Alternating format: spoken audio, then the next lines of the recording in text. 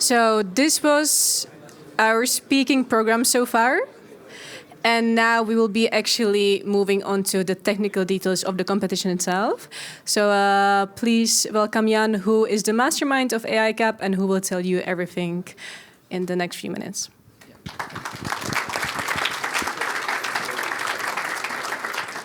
Yeah, thank you.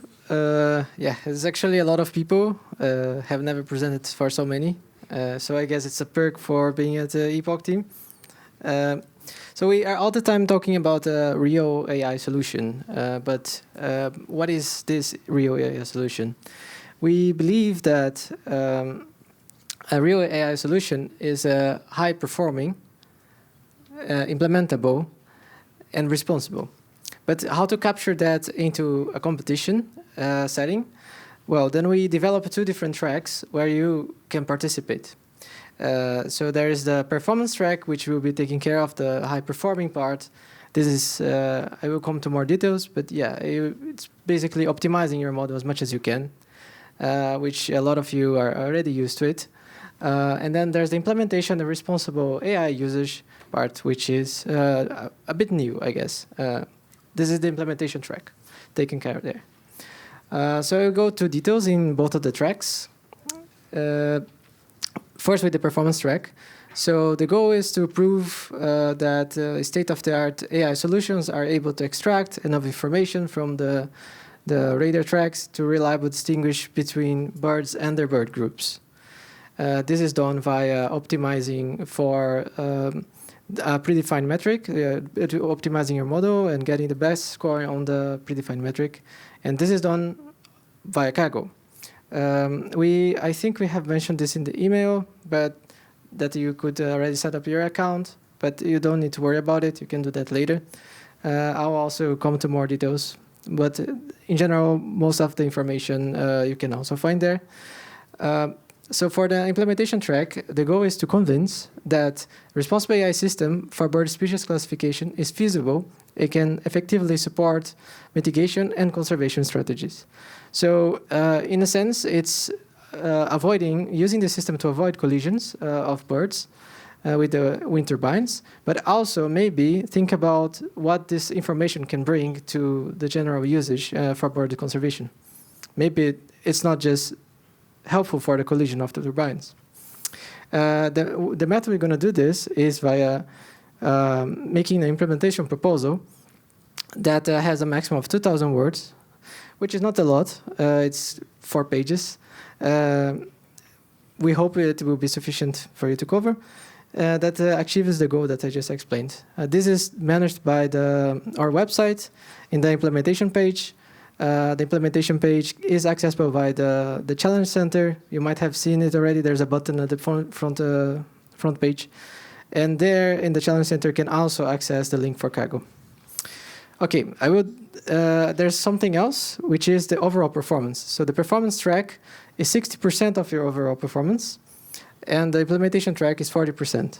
We are doing this because it's this distribution of percentage, because it's the first year. We want to see what you guys are going to do with implementation, and then in the next years we can come with a better, a more precise estimation of what is the best for the overall score. So the performance track, I already explained the goal. It's to prove that the state-of-the-art AI solutions are able to extract enough information from the radar. And this is managed on Kaggle. And what you're going to receive is about 2,600 training data points containing multiple features, such as the track ID, the timestamp, the height, the geolocation, and the radar trajectory, and even the object size. So you're going to get some labels like small or large or flock. This is already built in the systems that TNO used to classify if the birds were, if it was just a single bird or a large bird or a flock.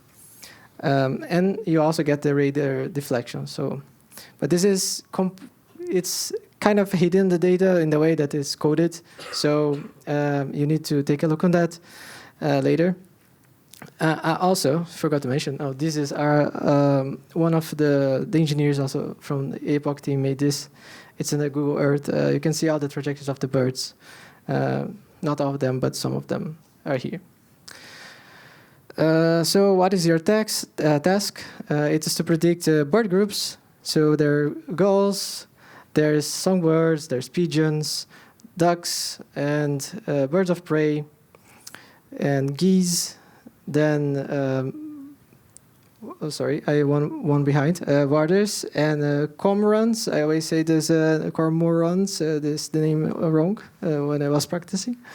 And there's clutter. So clutter is an interesting one. I think Joop from Tino already mentioned to you.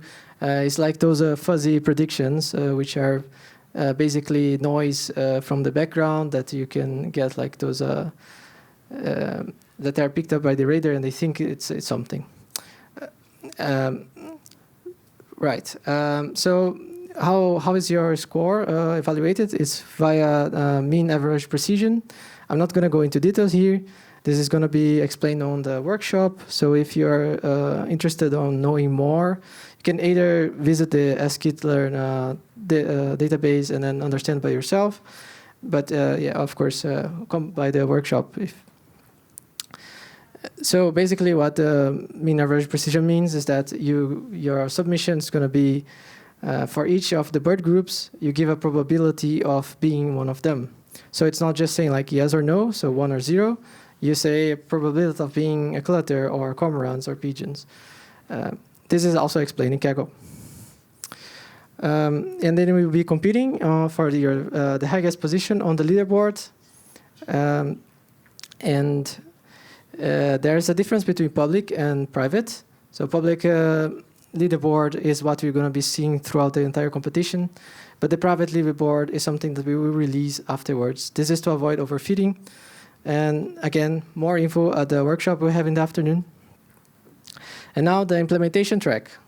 To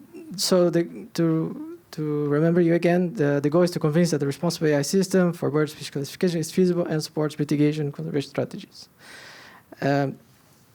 We will do that by the implementation track platform. It will be online. At 2, we'll put it online there on the website. And you cannot submit it yet. You cannot make submissions now. The submissions will come next week on Friday. Then the problem statement. This is just to explain exactly what you need to do in this implementation proposal. Propose an AI-based bird species classification system that supports bird conservation methods within wind farm environments by the use of radar data. It's a lot of words, I know, and I guess boring, but you have your AI system, and it sits between a lot of things that already exist, techniques that exist, that could be supported by the technology. So, for example, we have talked about the wind turbine curtailment or pre-construction planning as mitigation strategies for the collisions. But maybe there are more. And how is your system going to support that? And there's also conservation methods that I explained. Maybe this data is important for something else. So we challenge you to think about all these things, and including more about also the data that you're going to receive and how you're going to keep this for future, keep the system working in the future and generalize for different environments. Because, of course, the data that you just got for this competition is just for a specific area. Maybe birds fly there in a certain way, so maybe it's not generalizable for some other areas. So you need to think about that too. We are providing you with this diagram to better explain what should be your focus. It sounds a little bit complicated, but it's essentially everything I just said. You have your proposed digital system, which you have the process, and your AI system is in the heart of the technology. There's a position trajectory recognition, something that is already done. You receive the data with the tracks, but then you apply AI to it, and then you get bird species classification linked to the radar tracks. Then This is used for wind turbine curtailment strategies or strategic placement of wind turbines, or then the other mitigation methods. Of course, as I said, you need to think about how you're going to get that data and how the system will work in the future. And maybe there are other inputs that you can use. You're free to use contextual inputs for your challenge. So, I don't know, weather could be one. So you do a 2,000 words implementation proposal.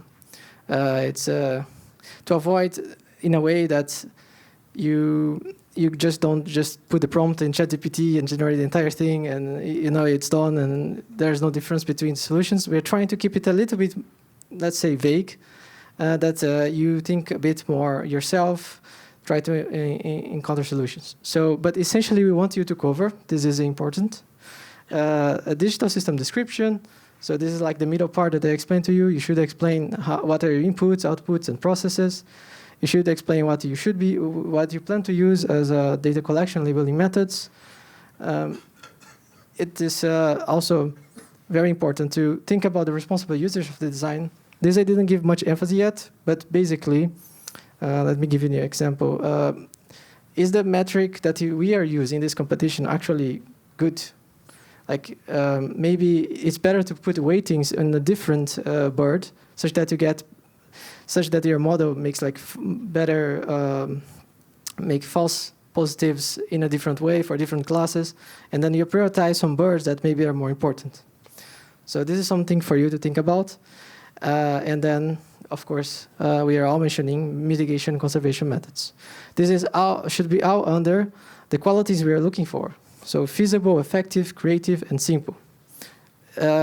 It's beautiful, but probably no solution maybe is at the same time creative and simple and effective.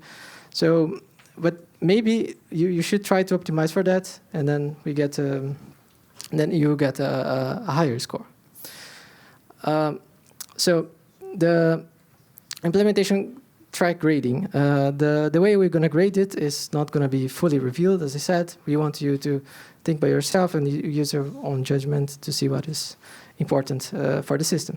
And if it lines up with the way all the collaborative parties are thinking, which I have heard from my friend Lucas from Epoch a few days ago, great minds think alike.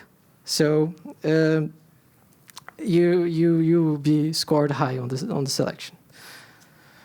So what is the overall score? Because I said that there's 60% for performance and then 40% for implementation. That's the equation. It looks a bit funny, but it's not that hard. So there's numbers of participants that are in the performance track is the N perf there. And then there's the R perf with final rank at the performance track. So the ranking that you get after we giving your grade, so you'll be ranked along all the teams. Same thing for the implementation. So we just changed the underscript. And what this actually means? It means that it's a rank normalized system. So if you get first place, you get 1, which is the highest score. But if you get 0, if you get last, then you get 0. And there's an important note that you can realize. I will go to in the next slide. You'll see that better. But you can actually get to the final only competing one track. So we encourage you very much to work on both tracks. But if you feel very uncomfortable on doing just implementation, yeah, go ahead, do the best implementation, the best performance you can. Maybe you get first place, and then you get to the Congress. So how is the selection done? So there's about 100 teams, maybe, we are estimating, because some people are doing teams like with 2 or 3 instead of 5, which is all fine. You have to work for 4 to 5 weeks. It's not like we're expecting you work full-time. You have other things to do, of course. But you choose how you're going to work with. There's the selection procedure. This is the Kaggle leaderboard, plus the report, the implementation proposal that I mentioned. And we have the nomination day. The nomination day is expected to happen 21st of March, but we're looking for a better venue and bigger for you guys. So the event might grow, and if so, it's going to be 1 week later. So all the deadlines get shifted a little bit, shifted 1 week after. which is March 28th. So, anyways, how is selected nomination? Well, we will work with the organizations that are helping with the challenge, and we will grade you guys on the report. The Kaggle is very clear, I guess. It works on the platform. And then we rank the 3 best overall, and then 1 best implementation and best performance. That's how you can actually get to the Congress, just by doing one track. Because I guess if you don't do one of the tracks, your overall score is going to be low. But with the 2 methods on the bottom, you can get to the Congress. Well, so you might be thinking, so what happens if the best implementation is actually best overall as well? Well, then we take someone extra from the best overall, the next one, to fill up the space. So there's always 5 coming to the Congress. Then after the nomination, there's 2 to 3 weeks of work, and you get to the Congress. And in the Congress, you should pitch. So these 2 to 3 weeks of work are basically for you to work on the pitch. We will provide your old report, and your old Kaggle score will still count. And then we have something called Congress score. For the ones that are going, we will explain this better, how it works. But in general, it's a little bit of reevaluation of your implementation, considering what you're going to do in the Congress with the judges, the jury of experts there. So the prizes, you guys might have seen on the website. The winner gets the 3,000, the second 2,000, and then 1,000. Then the runner-ups gets 500. And well, if you already get to this point, I guess you're already a winner. Of course, you're getting money, but you are getting a spotlight at the AC4NL Congress, which is great. You will find a lot of opportunities there, interesting people to talk. So yeah, these guys will have a great time. By the way, this means the trophy, and I think you might have noticed it there. You also take a trophy home, a beautiful trophy from the AI Cup. So the eligibility for prizes. We want to make this competition to be fair for all the students. So we don't want I guess industry professionals that are working hard on Kaggle competitions all the time and trying their best to using their time to be the best in Kaggle, and then makes it harder for you that you're just a student and you're still learning. So your entire team must consist of bachelor, master's, PhD students or recent graduates, and you need to fill a validation form individually. This validation form will come, don't worry, I will explain about it, and you have a lot of time to fill it, so no rush. So at least 1 person from the team must be present at nomination day. This is very important, so make sure that you save the date, both dates, I guess, 21st and the 28th, such that you guys can get to win something there if you're one of the top teams. So this is the form I was talking, and then another form. I'm not sure if you guys are tired of the forms, Google Forms that we are sending, but yes, we need this form to ensure that you're a student, and it will be a safe way to match your implementation track submission with your Kaggle team. All right, then there's team formation. It's a maximum of 5 people. I think you guys are all aware of it. All the teams should be managed on Kaggle. And if you're looking for a teammate, we have a team matching exercise at 12:30. If you're still looking for a team, indicate in Kaggle, right there like this. There's an option. Like if you're still looking for a team after the team matching exercise, I hope not. But if that's the case, you toggle that option and maybe make a post on the discussions in Kaggle for that. Once you join, that's very important. If you join a team in Kaggle, you cannot switch teams anymore. So yeah, make sure that all your teammates are, you're happy with them. So this is all you need to know, I think, briefly from the competition. Everything will be on the website and in the Challenge Center. And that's it. This is AI Cup. Do you have any questions?